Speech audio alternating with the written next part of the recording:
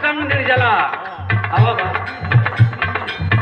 ब्रजेश संग सीमा अरे मतलब कैसन कैसन जोड़ा 3 आदमी एक संग हो मेरा सजना